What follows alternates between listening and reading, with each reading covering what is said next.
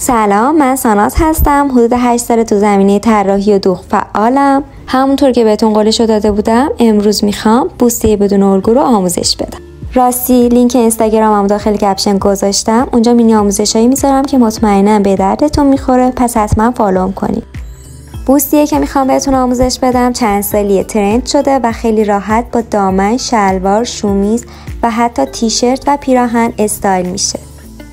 برای دوخت این بوستیه لازم نیست که حرفه‌ای باشین یا الگو کشی یاد داشته باشین یا حتی کلاس خیاطی رفته باشین، فقط کافیه کار کردن با چرخ خیاطی و یه سری ترفندهای اولیه رو بلد باشین.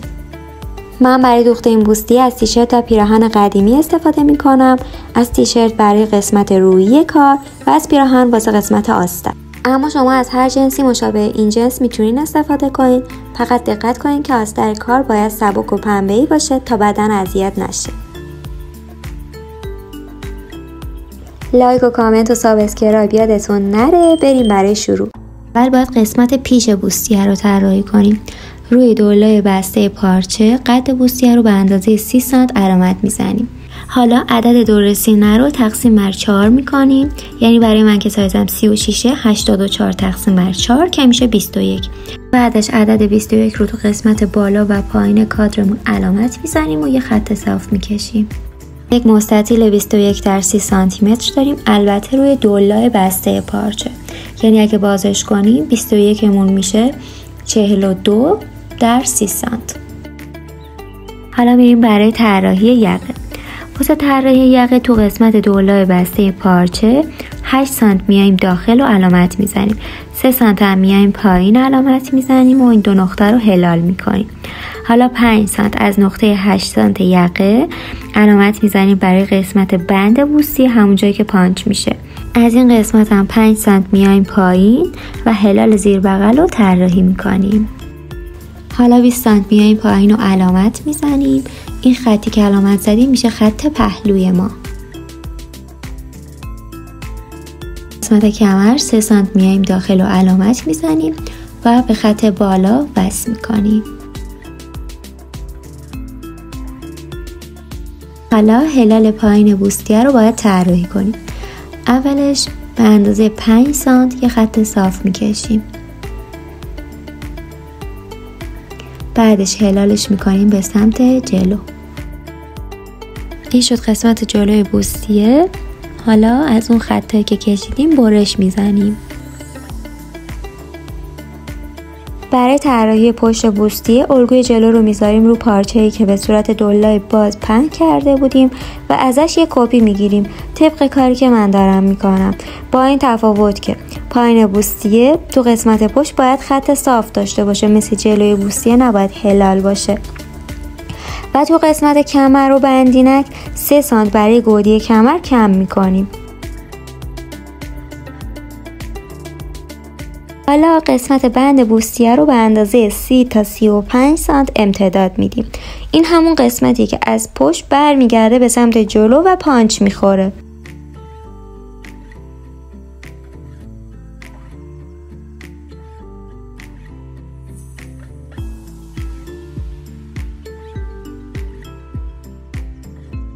از همون خطوطی که کشیده بودیم کل کار رو برش میزنیم.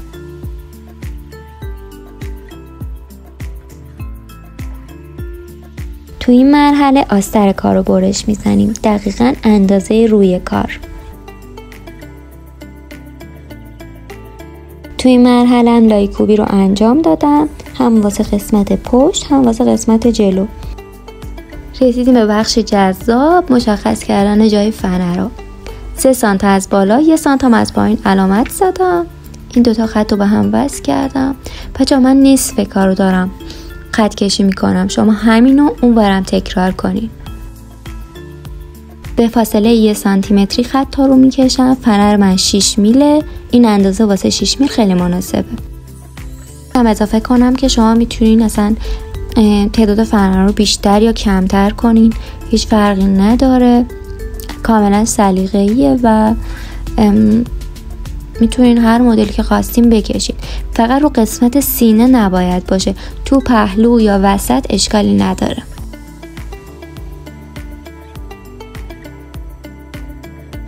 بچه این لایه‌ای که الان دارم برش میزنم دقیقاً اندازه جلوی کار باید باشه، فقط به خاطر اینه که این لایه باعث میشه که فنر رو بین اون لایه و لایه رویی قرار بدم.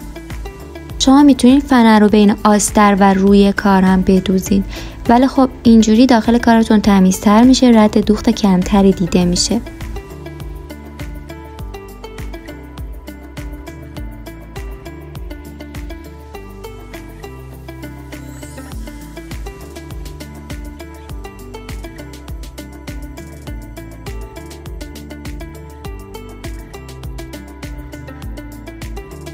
خب بریم برای دوخت. بچه اول از همه شما باید فنر رو بدوزین. اون لایه زیری رو که محافظ فنر رو بود میذارم زیرش و از روی خودکار دوخت میزنم. تمام رد خودکارا رو میدوزم.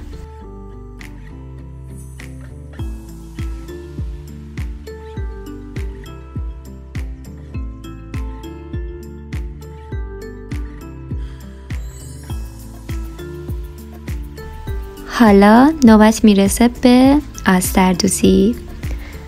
طبق کاری که من دارم میکنم از زیر بغل شروع کنین به دوخت با فاصله 1 سانتیمتری تمام درز بالا رو بدوزین. بچه فقط درزای بالا رو بدوزین، قسمت یقه و زیر بغل.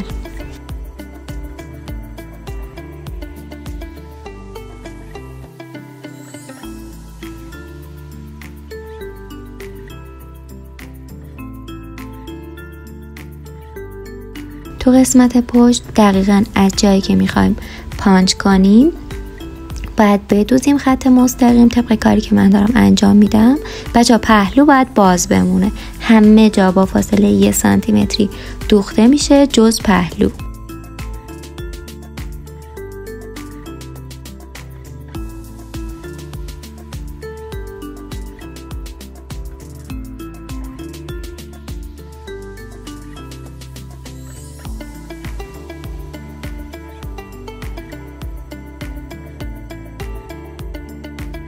من درزا رو سبک کردم، کارو برگردوندم و اتو زدم.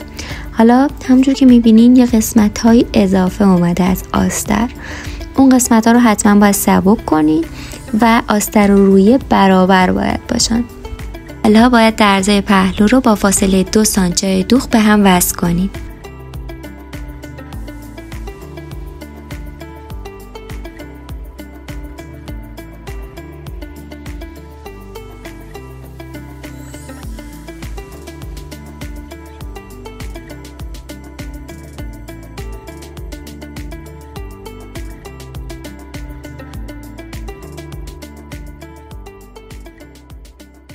یه قسمت دیگه هم برای فنر تو پهلو داریم که اون نیازی به لایه زیری نداره، با همون لاپاس دوخت میتونین بدوزینش.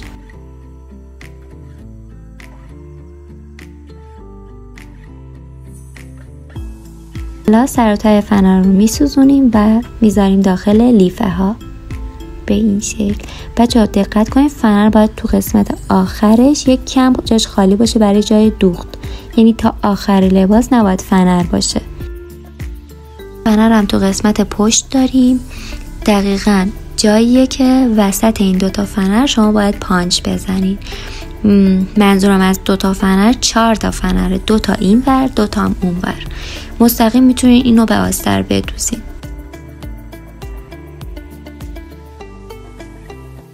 این فنرهای پشت خیلی مهمه، باعث میشه پانچ شما خیلی تمیز و مرتب وایسه.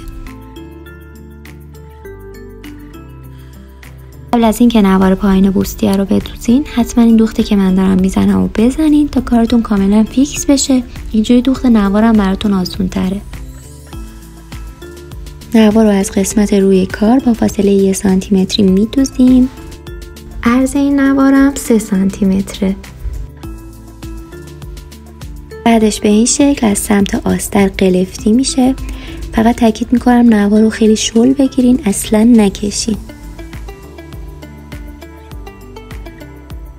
و تموم. ببینین چقدر تمیز شد. همراه من بودین. اگه این ویدیو رو دوست داشتین با لایک و کامنت و سابسکرایب حمایت هم کنین.